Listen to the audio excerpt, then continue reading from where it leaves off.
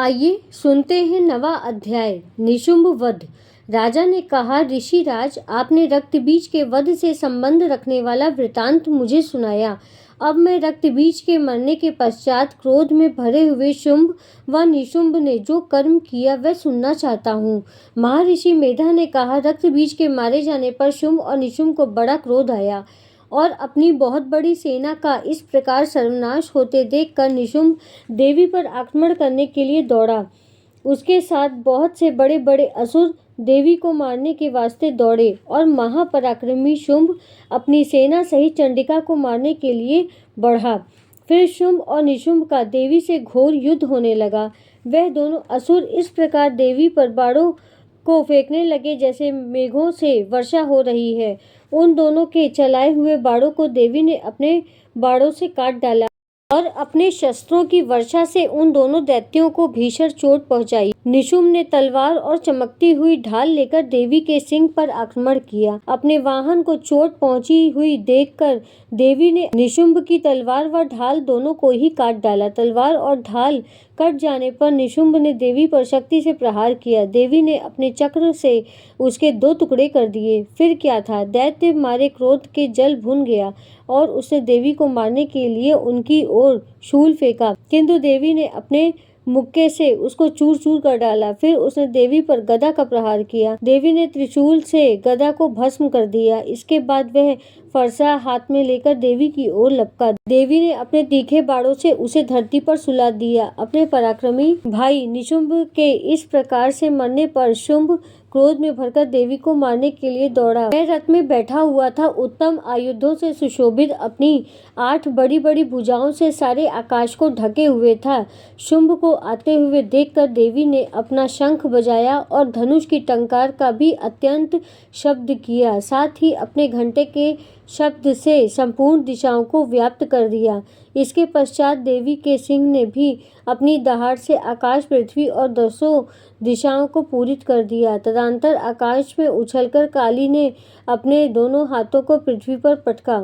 उसके ऐसा करने से जो शब्द हुआ उससे पहले कि सारे शब्द शांत हो गए। इसके पश्चात शिवदूती ने असुरों के लिए भय उत्पन्न करने वाला अट्टहास किया, जिसे सुनकर सब दैत्य ठर्रा उठे। अंबिका ने, अरे दुष्ट, खड़ा रहे कहा तो आकाश में सभी देवता जय हो बोल उठे। शुंभ ने ज्वालाओं से युक्त एक अत्यंत भयंकर शक्ति छोड़ी, जिसे देवी ने अपनी मोहलक नामक शक्ति से उसे काट दिया। हे राजन, देवी के छोड़े बाणों को शुंभ ने अपने बाणों से सैकड़ों और हजारों टुकड़े में परिवर्तित कर दिया। इसके पश्चात जब चंडिका ने क्रोध में भरकर शुंभ को त्रिशूल से मारा तो वह मूर्छित होकर पृथ्वी पर गिर पड़ा। जब उसकी मूर्छा दूर हुई तो वह धनुष लेकर आया और अपने बाणों से उसने देवी, काली तथा सिंह को घायल कर दिया। फिर वह राक्षस ने जब 10 भुजाएं धारण करके चंद्रादि आयुधों से देवी को आच्छादित कर दिया, तब भगवती दुर्गा ने कुपित होकर अपने बाणों से उन चक्रों तथा बाणों को काट डाला। देवताओं को दुखी करने वाले निशुंभ को त्रिशूल हाथ में लिए हुए आता देखकर चंडिका ने अपने शूल से उसकी छाती को चीर डाला। उसकी छाती में से एक ऐसा उस जैसा ही महापराक्रमी दैत्य ठहर जा कहता हुआ निकला। उसको देखकर देवी ने बड़े जोर से ठाका लगाया और उसका सिर अपनी तलवार से काट डाला। सिर के कटने के साथ ही वह पृथ्वी पर गिर पड़ा। तदंतर सिंह दहाड़कर असुरों का भक्षण करने लगा और काली और शिवदूती भी राक्षसों का रक्तपान करने लगी।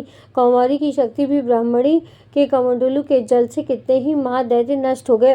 अनेक दैत्य महेश्वरी के त्रिशूल से विदीर्ण होकर और हजारों दैत्य वराही के प्रहारों से छिन्न भिन्न होकर धराशायी हो गए। वैष्णवी ने अपने चक्र से बड़े बड़े महापराक्रमियों को यमलोक भेज दिया और इंद्री ने भी कितने ही महाबली राक्षस टुकड़े टुकड़े कर दिए। लाखों दैत्य मारे गए, अनेक भाग गए और कितने ही काली, शिवदूती और सिंह ने भक्षण कर लिए। इति निशुंभ वध नामक नवम अध्याय समाप्तम। आइए अब सुनते हैं 10वां अध्याय शुंभ वध। महर्षि मेधा ने कहा, हे राजन, अपने प्यारे भाई को मरा हुआ तथा सेना को नष्ट हुआ देखकर क्रोध में भरकर दैत्यराज शुंभ कहने लगा, दुष्ट दुर्गे, तू अहंकार से गर्व मत कर, क्योंकि तू दूसरों के बल पर लड़ रही है। देवी ने कहा, हे दुष्ट, देख मैं तो अकेली हूँ। इस संसार में मेरे सिवा दूसरा कौन है? ये सब मेरी शक्तियाँ हैं।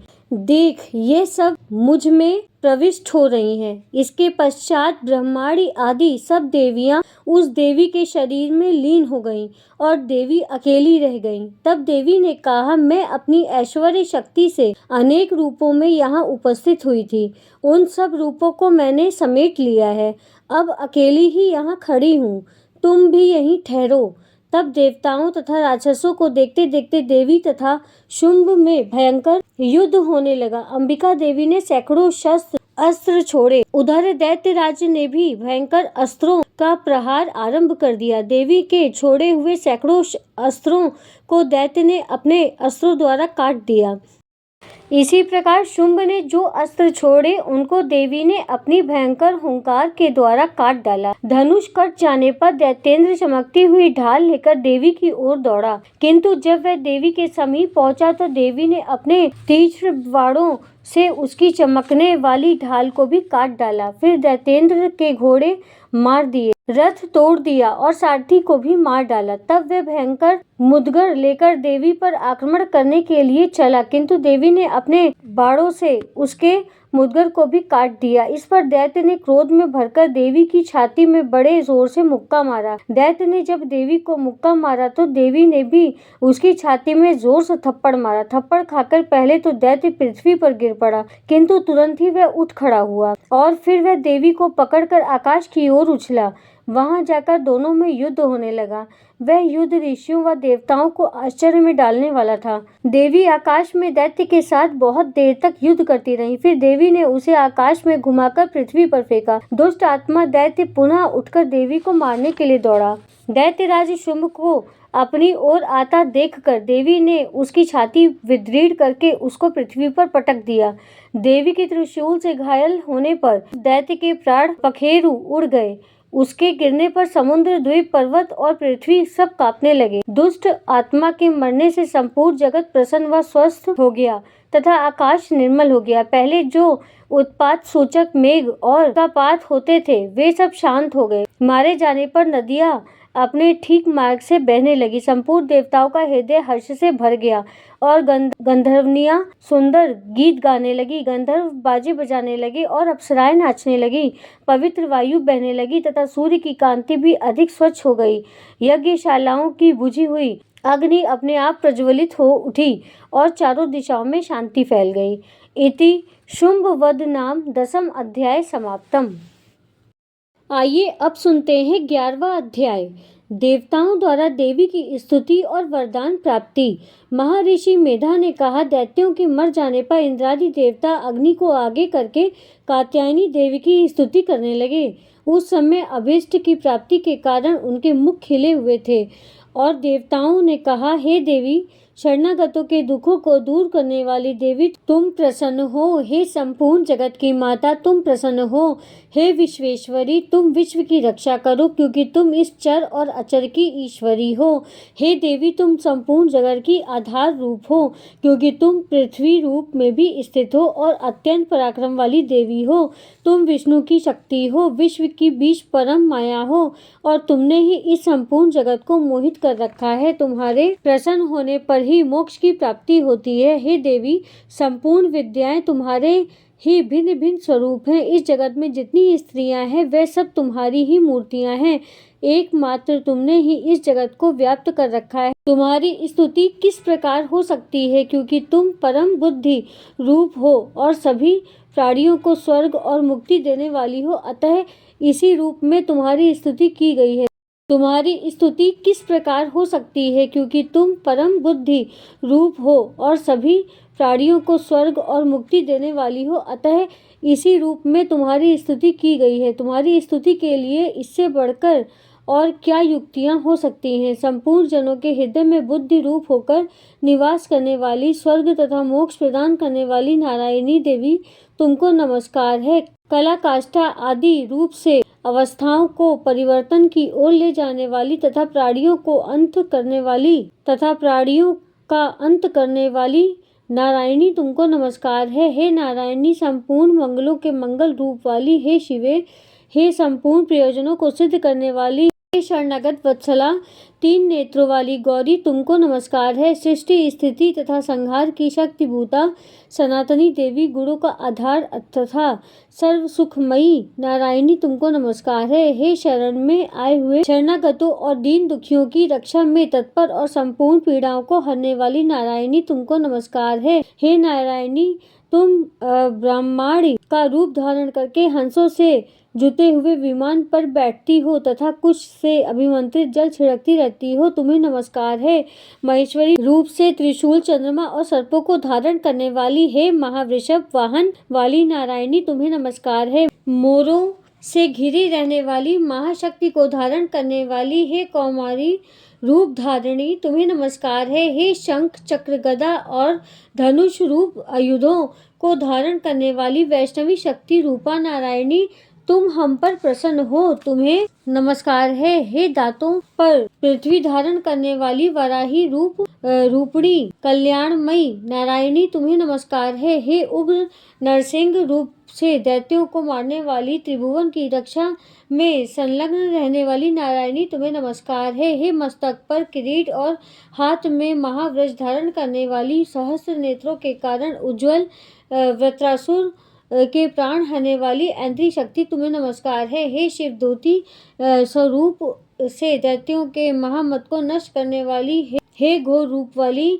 हे महाशब्द वाली, हे नारायणी, तुम्हें नमस्कार है। कला से विभूषित मुंड मर्दिनी चामुंडा रूपा नारायणी, तुम्हें नमस्कार है। हे लक्ष्मी, लज्जा, महाविद्या, श्रद्धा, पुष्टि, सदा, ध्रुवा, महारात्रि तथा महाविद्या स्वरूपा नारायणी, तुम्हें नमस्कार है। हे मेधा, सरस्वती, सर्वोत्कृष्ट ऐश्वर्य रूपिणी पार्वती, महाकाली तथा ईश्वर रूपिणी नारायणी, तुम्हें नमस्कार है।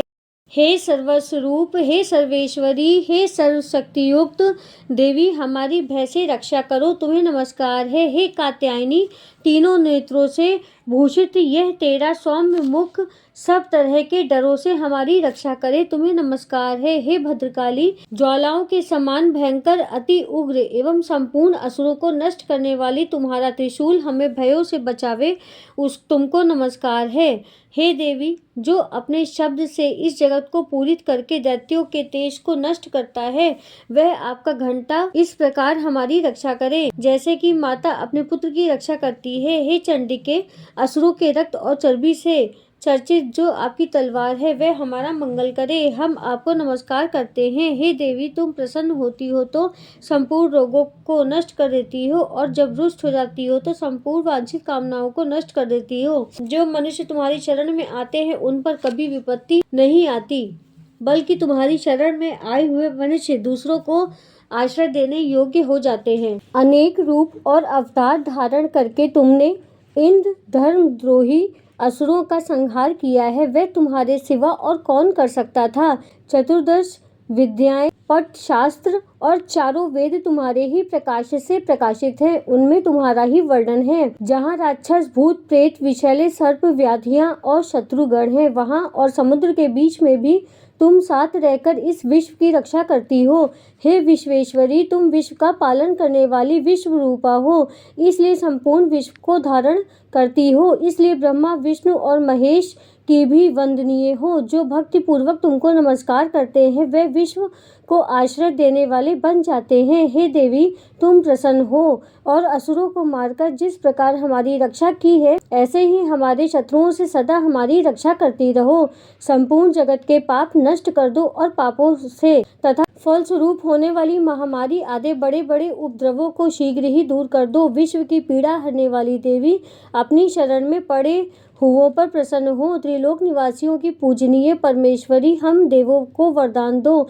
देवी ने कहा, हे देवताओं, मैं तुमको वर देने के लिए तैयार हूँ, आपकी जैसी इच्छा हो वैसा वर मांग लो, मैं तुमको दूंगी। देवताओं ने कहा, हे सर्वेश्वरी, त्रिलोकी के निवासियों की समस्त पीड़ाओं को तुम इसी प्रकार हरती रहो और शत्रुओं को इसी प्रकार नष्ट करती रहो। देवी ने कहा, मनवंतर के 28वें युग में 2 और महाअसुर शुंभ और निशुंभ उत्पन्न होंगे। उस समय मैं नंद गोप के घर में यशोदा के गर्भ से उत्पन्न होकर विंध्याचल पर्वत पर शुंभ और निशुंभ का संहार करूंगी।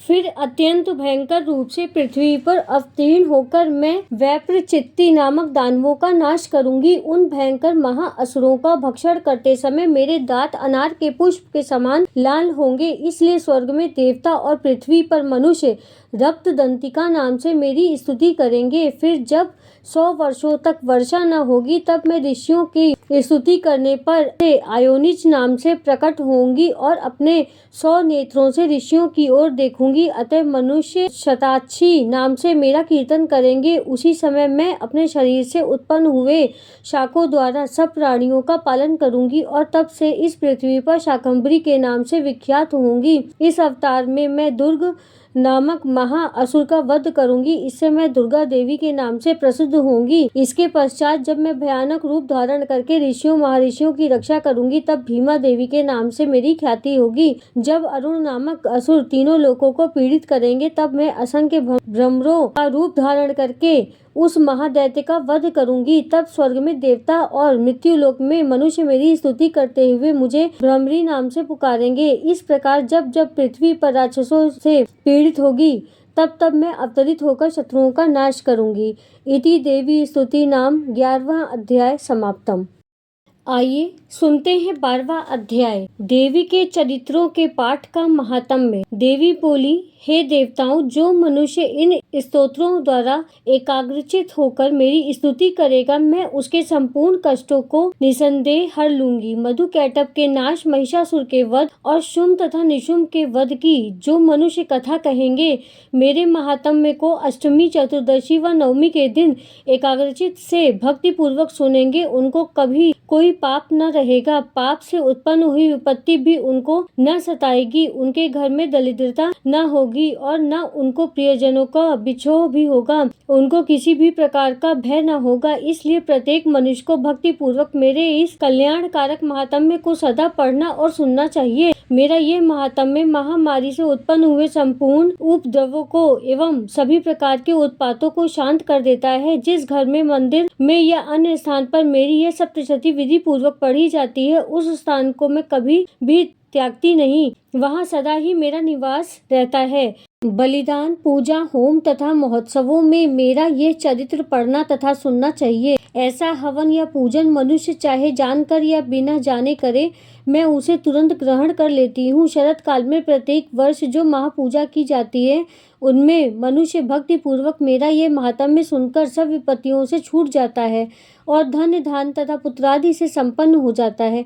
मेरे इस महात्म्य व कथाओं को सुनकर मनुष्य युद्ध में निर्भय हो जाता है। महात्म्य का श्रवण करने वालों के शत्रु नष्ट हो जाते हैं, कल्याण की प्राप्ति होती है और उनका कुल आनंदित रहता है। उनके सब कष्ट शांत हो जाते हैं तथा घरेलू दुख इत्यादि मिट जाते हैं। बाल ग्रहों से ग्रसित बालकों के लिए मेरा ये महात्म्य परम शांति देने वाला है। मनुष्यों में फूट पड़ने पर भी यह भली भांति मित्रता कराने वाला है। मेरा ये महात्म्य मनुष्य को मेरी जैसी सामर्थ्य की प्राप्ति कराने वाला है। पुष्प, अर्घ्य, धूप, गंध, दीपक इत्यादि सामग्रियों द्वारा पूजन करने से, ब्राह्मणों को भोजन कराके, हवन करके, प्रतिदिन अभिषेक करके, नाना प्रकार के भोगों का अर्पण करके जो मेरी आराधना की जाती है, उससे मैं जैसी प्रसन्न होती हूँ, वैसे ही प्रसन्न मैं इस चरित्र के सुनने से हो जाती हूँ। इस महात्म्य श्रवण करने पर पापों को हर लेता है तथा आरोग्य प्रदान करता है। मेरे प्रादुर्भाव का कीर्तन दुष्ट प्राणियों से रक्षा करने वाला है। इसके सुनने से मनुष्य को शत्रुओं का भय नहीं रहता। हे देवताओं, तुमने तथा ब्रह्मा जी ने मेरी जो स्तुति की है, वह मनुष्यों को कल्याणमयी बुद्धि प्रदान करने वाली है। वन में, सूने मार्ग में अथवा दानव नल से घिरे जाने पर, चोरों और से घिरा हुआ, शत्रुओं द्वारा पकड़ा हुआ, जंगल में सिंहों से, व्याघ्रों से या जंगली हाथियों द्वारा पीछा किया हुआ, राजा के क्रोध हो जाने पर, मारे जाने के भय से, समुद्र में नाव के डगमगाने पर, भयंकर युद्ध में फंसा होने पर, किसी भी प्रकार की पीड़ा से पीड़ित, घोर बाधाओं से दुखी हुआ मनुष्य मेरे इस चरित्र को स्मरण करने से संकट से मुक्त हो जाता है। मेरे प्रभाव से सिंह, चोर या शत्रु इत्यादि पास नहीं आते। प्रचंड पराक्रमी भगवती चंडिका यूं कहकर सब देवताओं के देखते ही देखते अंतर्ध्यान हो गई। सभी देवता अपने शत्रुओं के मारे जाने पर पहले की तरह यज्ञ भाग का उपभोग करने लगे और उनको अपने अधिकार फिर से प्राप्त हो गए। युद्ध में देवताओं के शत्रुओं शुंभ वह निशुंभ के देवी के हाथों मारे जाने पर बाकी बचे हुए राक्षस पाताल को चले गए। हे राजन, इस प्रकार भगवती अंबिका नित्य होती हुई भी बारंबार प्रकट होकर इस जगत का पालन करती हैं, जगत को मोहित करती हैं, जन्म देती हैं और प्रार्थना करने पर समृद्धि प्रदान करती हैं। हे राजन, भगवती ही महाप्रलय के समान महामारी का रूप धारण करती हैं। वही संपूर्ण ब्रह्मांड में व्याप्त हैं और वही भगवती समय समय पर महाकाली तथा महामारी का रूप बनाती हैं। स्वयं आजन्मा होती हुई भी सृष्टि के रूप में प्रकट होती हैं। वह सनातनी देवी प्राणियों का पालन करती हैं और वही मनुष्य के अभ्युदय के समय घर में लक्ष्मी का रूप बनकर स्थिर हो जाती हैं तथा अभाव के समय दरिद्रता बनकर विनाश का कारण बनती हैं। पुष्प, धूप और गंध आदि से पूजन करके उनकी स्तुति करने से वह धन एवं पुत्र देती हैं और धर्म में शुभ बुद्धि प्रदान करती हैं। इति फल स्तुति नाम 12 अध्याय समाप्तम। आइए अब सुनते हैं 13वां अध्याय।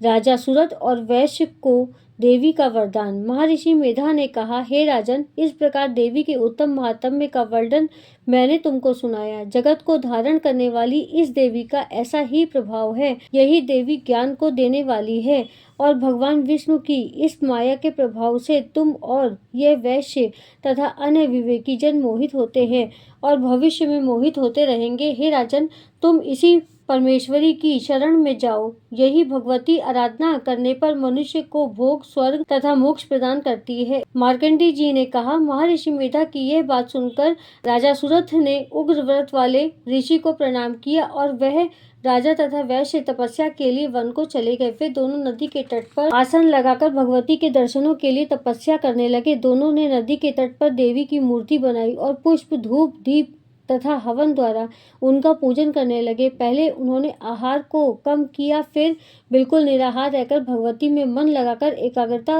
पूर्वक उनकी आराधना करने लगे। वह दोनों अपने शरीर के रक्त से देवी को बलि देते हुए 3 वर्ष तक लगातार भगवती की आराधना करते रहे। 3 वर्ष के पश्चात जगत का पालन करने वाली चंडिका ने उनको प्रत्यक्ष दर्शन दिए। देवी बोली, हे राजन तथा अपने कुल को प्रसन्न करने वाले वैश्य, तुम जिस वर की इच्छा रखते हो वह मुझसे मांगो। यह वर मैं तुमको दूंगी क्योंकि मैं तुम पर अत्यंत प्रसन्न हूँ। यह सुनकर राजा ने अगले ही जन्म में नष्ट न होने वाली अखंड राज्य और इस जन्म में बलपूर्वक अपने शत्रुओं को नष्ट करने के पश्चात अपना पुनः राज्य प्राप्त करने के लिए भगवती से वर मांगा। वैश्य ने भी इसका चित्त संसार की ओर से विरक्त हो चुका है। भगवती से अपनी ममता, अहंकार और आसक्ति को नष्ट कर देने वाले ज्ञान को देने के लिए कहा। देवी ने कहा, हे राजन, तुम शीघ्र ही अपने शत्रुओं को मारकर पुनः अपना राज्य प्राप्त करोगे। तुम्हारा राज्य स्थिर रहने वाला है। फिर मनुष्य के पश्चात आप सूर्य देव के अंश से जन्म लेकर सर्वाधिक मनु के नाम से इस पृथ्वी पर ख्याति को प्राप्त होंगे। हे वैश्य कुल में श्रेष्ठ, आपने मुझसे वर आपने मांगा, वह वर मैं आपको देती हूँ। आपको मोक्ष के देने वाले ज्ञान की प्राप्ति होगी। इस प्रकार उन दोनों को मनवांछित वर प्रदान कर तथा उनसे अपनी स्तुति सुनकर भगवती अंतर्ध्यान हो गई। क्षत्रियों में श्रेष्ठ वह राजा सुरथ भगवान सूर्य देव से जन्म लेकर इस पृथ्वी पर सावर्णक मनु के नाम से विख्यात हुए। इति राजा और वैश्य को वर प्रदान नाम 13 अध्याय समाप्तम। चलिए क्षमा याचना माता रानी से कर लेते हैं। हे परमेश्वरी, जाने अनजाने मेरे द्वारा रात दिन सहस्रों अपराध होते रहते हैं। मैं आपका दास हूँ, ऐसा समझकर मेरे उन अपराधों को तुम कृपा पूर्वक क्षमा करो। हे मातेश्वरी, मैं आवाहन नहीं जानता, मैं विसर्जन करना नहीं जानता तथा पूजा करने का तरीका भी नहीं जानता। माँ, मुझे क्षमा करो। हे सुरेश्वरी, मैंने जो मंत्रहीन, क्रियाहीन और भक्तिहीन पूजन किया है वह सब आपकी दया का ही फल है। मैं आपका पुत्र हूँ, आप जैसा चाहो करो। परमेश्वरी, अज्ञान से, भूल से अथवा बुद्धि भ्रम के कारण मैंने आपकी सेवा पूजा में जो न्यूनता या अधिकता कर दी हो वह सब क्षमा करो और प्रसन्न हो। सच्चिदानंद स्वरूपा, हे परमेश्वरी जगत माता दुर्गे, तुम प्रेम पूर्वक मेरी ये पूजा स्वीकार करो और मुझ पर सदैव प्रसन्न रहना। जय माता रानी।